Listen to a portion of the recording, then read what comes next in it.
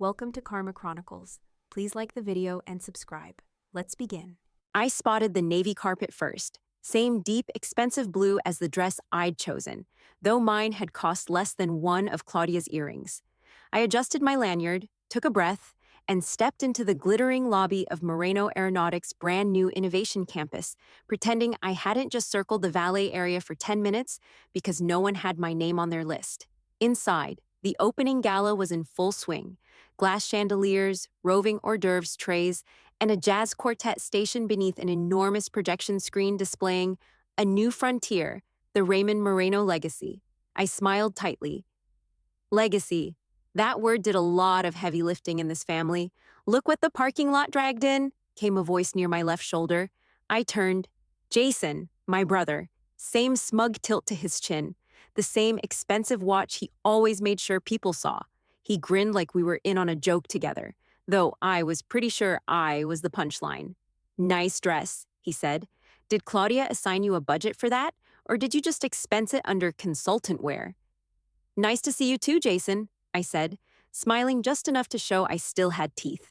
He stepped aside so Claudia could sweep in. My stepmother, in all her champagne satin glory, arms open like I was a distant cousin and not someone who once lived under the same roof. Ava, she said, air-kissing my cheek with zero contact. You made it. I nodded. Wouldn't miss it. Of course not, she replied sweetly. Raymond worked so hard on this project. We knew you'd want to be here to support him, even if you're not officially involved. Ouch. Since you're between roles, she continued, voice syrupy, maybe you wouldn't mind helping out with valet coordination. I mean, logistics is your thing, isn't it? I blinked. Valet coordination? Jason coughed into his hand to hide a laugh. Claudia touched my arm lightly, like I might bruise. It would mean a lot to your father. Right. Because what says, welcome back, daughter, like managing parking at a gala you helped fund? Silently, invisibly. I nodded once, slowly. Sure, after all, I do know how to move things efficiently. Jason chuckled again. Just try not to cause any pileups out there. Don't worry, I said. I'm great at anticipating traffic, even when someone keeps blocking the road. Claudia raised an eyebrow but didn't reply. I walked deeper into the event hall, ignoring the subtle snubs and the 100 little slights. All around me, executives mingled, tech displays blinked, and hovering drones poured champagne with mechanical grace.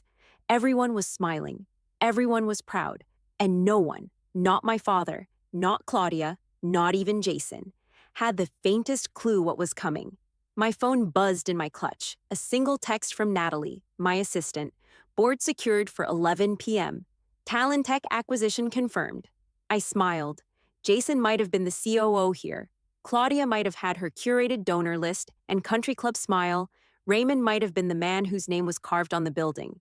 But me, I was the one holding the detonator. I found a tall table near the back wall and claimed it like neutral ground. From here, I had a clean view of the crowd. High heels on polished floors, champagne flutes glittering like teeth. I sipped slowly, listening. Jason's voice carried, as it always did. So we're finalizing phase 3 of the hypersonic drone program, he said, puffing up beside a hedge of executives. We're talking 4 Mach capability, full modularity, and autonomous terrain navigation. One of the execs raised a brow. What altitude are you testing at? Jason blinked. High altitude, he said confidently. The highest. I snorted into my glass. He caught it. Oh, look, he said, turning toward me with a smirk. My sister Ava, still consulting? She is, I said, and loving the freedom to decline meetings with people like you. Jason chuckled like I was joking. I wasn't. Before he could respond, Claudia appeared from the side, her hand featherlight on my arm. Sweetheart, she said, can I steal you a moment? I followed her out of earshot. She turned with a practiced smile. You've made quite the entrance tonight, but I do hope you remember. This isn't your world anymore. I tilted my head. Because I don't work for your husband? She blinked. Because this is a professional arena. These people value longevity, contribution, not pop-in appearances. I'll keep that in mind, I said, the next time I restructure a company on the way to the airport. She didn't laugh. Instead, she placed her hand on mine and said, just be grateful you're here. Not everyone would have extended the invitation. Right, I said, smiling. Would have been ashamed to miss all this aerospace cosplay. Her eyes narrowed, but she turned and drifted away without another word. Above us, the monitors looped news coverage on mute. On one screen, a panel of talking heads. On another, the scroll, breaking. Talentech acquired by anonymous equity group. Experts speculate industry shakeup. I watched Jason glance up at the screen and frown, arms crossed. He had no clue. Talentech's acquisition was only part of it. Over the past 4 years, I'd quietly scooped up patents, storage algorithms, autonomous flight scheduling, route balancing heuristics, all under a bland holding company called Velocity Nexus. I'd watch the old guard laugh at those innovations, call them optimizations instead of breakthroughs. They'd never bothered to ask who owned them. On screen, one analyst gestured toward a graphic. Whoever controls Talentech now holds a key position in sustainable aerospace logistics. Whoever they are, they've just outmaneuvered every legacy player. I raised my glass and smiled. No one looked my way. They were still too busy congratulating each other, clinging to the memory of a legacy they thought would last forever. They couldn't see the ground shifting beneath them. But soon they would, because they didn't know that the quiet woman in the navy sheath dress, the one who used to fetch coffees and schedule cargo, was the one who just bought their biggest threat, and she wasn't done yet. I was halfway through a shrimp canapé when Marcus appeared at my elbow. He wasn't smiling. "Miss Moreno," he said quietly, voice low enough that only I could hear. "We've got something you might want to weigh in on." I set my glass down, instantly alert. "Security issue?" "Board level," he said. "You'll want to see the file." Jason spotted us as we started toward the West Wing. He took 2 steps forward and inserted himself into our path, a half smirk already curling on his face. "Marcus," he said, nodding like a man greeting his valet. "Is there a reason you're dragging my sister away? I'm sure she's very busy reorganizing the parking charts." Marcus didn't flinch. "This pertains to the internal board access logs. There's an anomaly we're tracking." Jason scoffed. "Okay, but she's a consultant. Just send it to me. I'll handle it." Marcus blinked slowly. Miss Moreno's clearance exceeds mine. The air around us shifted. I could feel it. Heads turned. Jason's jaw tightened. "I'm sorry, what?" "She's authorized at the A4 level. That includes physical asset control and board site access." Whispers rippled outward like sound waves across a pond. From the next table, someone nudged a spouse. Jason's hand tightened around his wine glass. Claudia noticed something was off and began weaving her way through the crowd with that wide, TV-ready smile plastered across her face. My father, Raymond Moreno himself, had just stepped out of a conversation with a state senator. Now he stood still, watching. "Excuse me," I said lightly, brushing past Jason. "Marcus, let's walk." We moved toward the back hallway, but the noise behind us didn't dim. I could hear Jason sputtering behind me. A few more guests had pulled out phones, pretending to check the time, but watching closely. Before we reached the security room, I stopped and turned. Everyone nearby turned with me. "Board members," I said clearly, "I'll join you shortly to finalize the site logistics for the newly acquired Talentech campus." A beat of silence, then glass shattered behind me. Jason had dropped his wine. Claudia's smile cracked at the edges. Raymond blinked twice, shoulders suddenly stiff. I didn't wait for their reactions. I turned back to Marcus and walked calmly through the double doors, not looking back. This wasn't a party anymore. This was the first ripple, and they'd just realized I wasn't standing on the sidelines. I was standing over the fuse. The murmurs hadn't stopped since the security hallway. Everywhere I turned, heads turned with me. It was the first time anyone here, including my father, had realized I wasn't just here for the shrimp and speeches. I walked slowly to the center of the gala floor, heels tapping in rhythm with the rising tension. I didn't raise my voice. I didn't have to. "May I have your attention for a brief presentation?" I said, projecting just enough. A few execs near the front stopped mid-conversation. More turned toward the large projection wall as the lights subtly dimmed and the screens flickered to black. Jason appeared at the edge of the floor, eyes locked on me, still clutching a napkin to his wine-stained sleeve. Claudia's mouth twitched with the ghost of a smile, forced, uncertain, as if she still hoped I was bluffing. Then the screen came to life. First, a clean, animated map of North America. A series of small blue nodes blinked into view, hangars, ports, data hubs. Then red lines bloomed between them, tracing air corridors, rail interfaces, sustainable drone routes. Over it all, one name appeared: Velocity Nexus. Over the past 5 years, I began, voice calm, Velocity Nexus has acquired dozens of logistics and aerospace infrastructure assets, many of them purchased through private shell companies. On the screen, images shifted: aerial drone testing labs, hybrid aircraft engines, regional transport hubs, then contract ledgers with dates, values, company names, some of them unmistakably familiar. One man near the front gasped, pulling out his phone to verify a figure.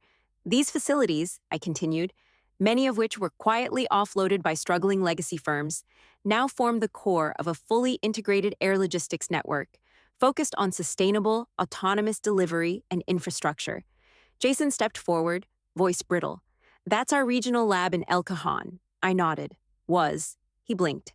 Velocity Nexus acquired it in Q3 last year through Proxima Holdings, along with your Sacramento R&D lease, your prototype fulfillment wing, and the exclusive partnership you've been courting with Aeronet Capital, I added, turning slightly. That's signed, with us. The screen split. On one side, Talentech's logo. On the other, Velocity Nexus. As of this morning, I said, Velocity Nexus has completed acquisition of Talentech, including all patents, technology assets, and research grants. Gasps. Movement. A handful of guests reached for their phones again, some typing, some texting. One man mouthed, "She bought it," to his wife. Claudia's voice cracked through the room like a splinter. "These are shell companies," she said. "They don't mean anything. They could belong to anyone." "They could," I agreed, and then I smiled. "But they belong to me." Another beat of stunned silence. Then I walked over to the tablet beside the main podium, entered my credentials, and tapped twice. The Velocity Nexus org chart appeared. At the top, A. Moreno, Principal Director. Jason took a shaky step back. You set this up." "For years," I said. Claudia blinked, almost pleading. "But why hide it?" "Because you only respect what you can't see until it's standing in your living room," I replied, gesturing toward the room, "or your gala." Someone clapped. One, then another. I turned back to the crowd and smiled. "This is just the beginning," I said. Behind me, my family's empire sagged, its foundations finally cracking under the weight of everything they never saw coming. My father pushed through the crowd, eyes locked on the screen like it was a hallucination that hadn't yet dissolved. The gala around us buzzed with confusion, but I saw only his face, stone at first, then cracking. He stopped a few feet from me, voice low and strained. "Where did you get the capital?" I held his gaze. "You remember the old airstrip east of Flagstaff? The one you told me was a waste of time?" He blinked. "I leased it from the state, converted the land into a drone testing corridor," I said. Quietly, with partners who cared more about results than last names. Jason made a strangled laugh behind him. "Okay, this is getting ridiculous. So you found some VCs dumb enough to gamble on you. Big deal." I turned toward him. "No venture capital. I flipped surplus equipment, repurposed scrapped supply chains, reinvested everything for 8 years. That airstrip is now one of the FAA's highest-rated sites for autonomous testing." Jason's smirk wilted. My father just stared. "You told me I needed to start at the bottom," I said, voice steady. "So I did. I worked logistics from the floor, rode trucks, audited inventory in warehouses at 2 in the morning. I knew every route by memory before I ever hired a single engineer." Raymond finally spoke, but softer now. "You were in Cleveland," he muttered. "That warehouse." 4 years, I said. "I lived in a sublet above a bodega. Every promotion I earned, I used to build trust with people you wouldn't return calls from. The vendors you stiffed, the carriers you mocked, the operations staff you never once saw as strategic." His eyes flicked down, then away. "I kept going. I built something without your money, without your name, and without your shortcuts, and I did it using the same playbook you tried to bury me with." Jason folded his arms like he was trying to hold himself together. "You can't honestly expect us to believe this was all you." "Of course not," I said. "Velocity Nexus is built on partnerships, dozens of them. But I led it. I made the calls. You couldn't. I earned the trust you never valued." Claudia's hand clutched her necklace, lips parted like she might faint but didn't want to smudge her lipstick. Raymond opened his mouth, then closed it again. It was the first time I'd ever seen him without an answer. I took a breath. You always thought I was just the daughter who didn't quite measure up, the one who knew logistics but wasn't executive material. I glanced at the screen behind me, still showing the velocity nexus chart, still showing my name. But it turns out, I said, I wasn't the failure in the family. I was just the one you didn't see coming. He didn't speak. He didn't need to, because every person in that room could see it on his face. The man who once built an empire had just watched his daughter build something bigger and do it without him. Claudia stepped forward, visibly rattled, one manicured hand grasping her clutch like it might anchor her back to reality. This, all of this, she said, gesturing at the screens, none of it changes the fact that you're not part of the circles that matter. The Fairchilds, the Harrows, those relationships take generations. You don't just buy your way in. I turned to face her fully. Funny you mention them. She blinked. The screen shifted again with a simple tap from my wrist remote. Faces appeared, familiar, powerful. One by one, video messages lit up the projection wall. Congratulations, Ava. On behalf of the Fairchild Consortium, we fully endorse your initiative. Ava, the Harrow family is honored to support your vision. Velocity Nexus represents the direction aerospace must take. The room stirred again.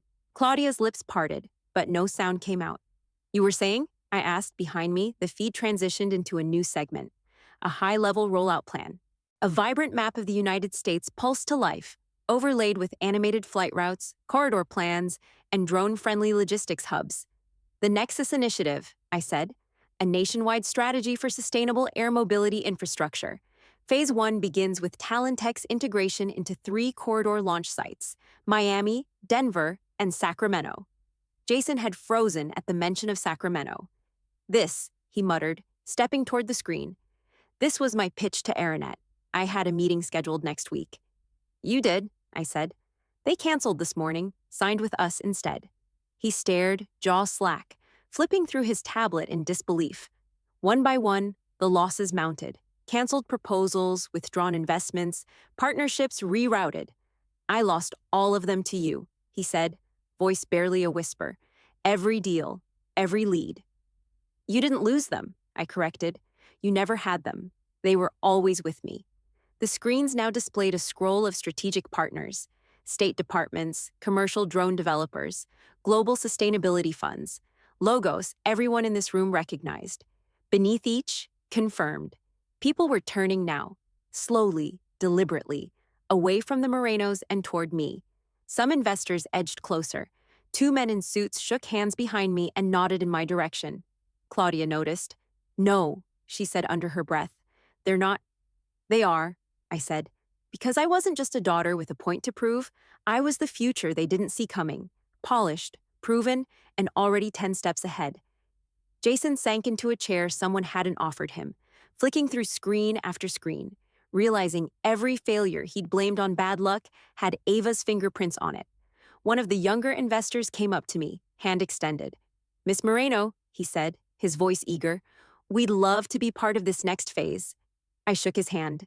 Behind me, the old empire stood on crumbling foundations, propped up by legacy, ego, and a surname they assumed would always open doors. But doors were closing now, and I was the one holding the master key. I lifted the mic again, but this time, the room had already gone still. Investors stood near the front, phones lowered, eyes fixed. Even the servers had paused along the walls. I know what you're thinking, I said, that this is just another consolidation play, another corporate flex. I shook my head gently. But this isn't about conquest. This is about access. The screen behind me changed, revealing a photo of a modest drone lab in Tulsa, one of ours. The image zoomed into a group of high school interns assembling a carbon-neutral frame from reclaimed parts. Every Nexus development, I continued, includes a training center, not just for engineers, but for welders, coders, analysts, kids who've never even flown in a plane, but dream of building one. Another photo, a ribbon cutting at a facility in Fresno. Then another, a grant award ceremony in Detroit. Faces smiled, not executives, not venture capitalists, but students, small startup founders, veterans retraining for civilian aerospace work. We've already distributed over $20 million in innovation grants, I said, and partnered with more than 100 regional aviation entrepreneurs, not because it looks good in a deck, because it works. Raymond scoffed from near the podium. Idealism doesn't last, Ava. It's marketing fluff. It won't hold. Before I could respond, another voice cut in, quieter, but instantly commanding. I disagree. Heads turned as Edward Harrow stepped forward, silver-haired and sharp as ever, dressed in his usual navy suit with no tie, a statement of power that needed no dressing up. Miss Moreno, he said, nodding. I've watched every aerospace pitch of the last 2 decades. Most of them start loud and end empty. He turned to the crowd. But this, he said, pointing to the screens, this is the future, not just of transportation, of society. Ava's model is scalable, inclusive, and profitable. That's not fluff. That's a blueprint. Silence held for a moment before quiet applause began, cautious at first, then building. Claudia looked pale. I could see it dawning on her. The social ground she stood on was gone. Her power wasn't in the numbers.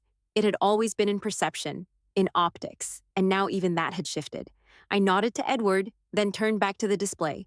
We've structured Velocity Nexus around a nonprofit trust, the Nexus Trust, which holds 30% of our assets in perpetuity.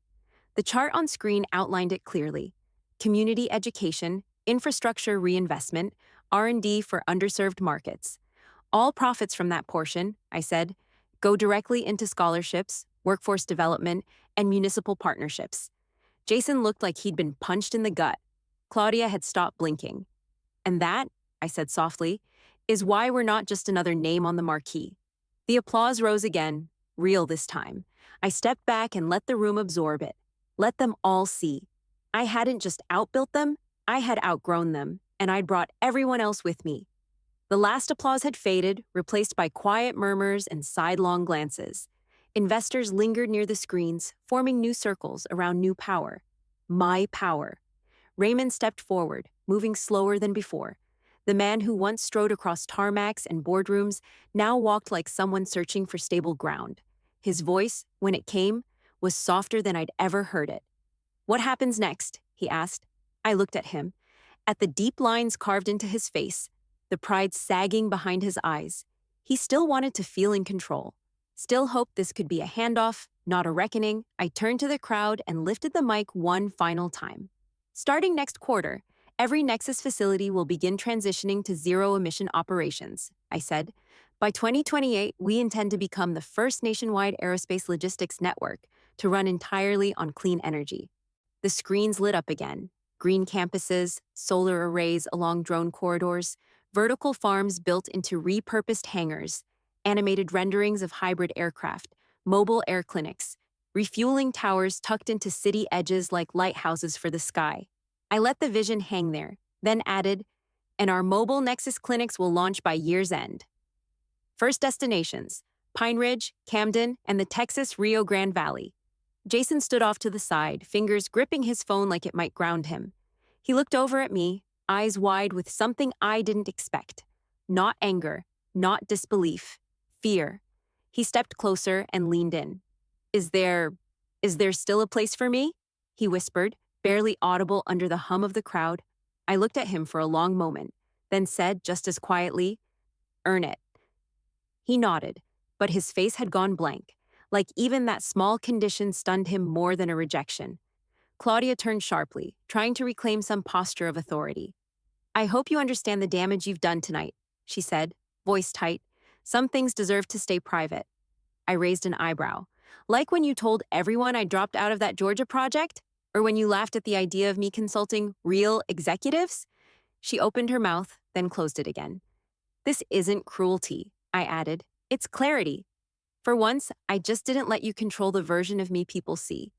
The crowd shifted slightly, not away from her, but decidedly not toward her either. I stepped down from the platform, walking past the rows of stunned relatives and reeling old guard allies. My father stayed rooted in place, trying to reconcile the daughter he dismissed with the leader who had just rewritten the industry playbook, and maybe he never would. But that didn't matter, because I hadn't come to join their empire, I came to end it, and in its place, build something better, something that didn't need their name or their permission to fly.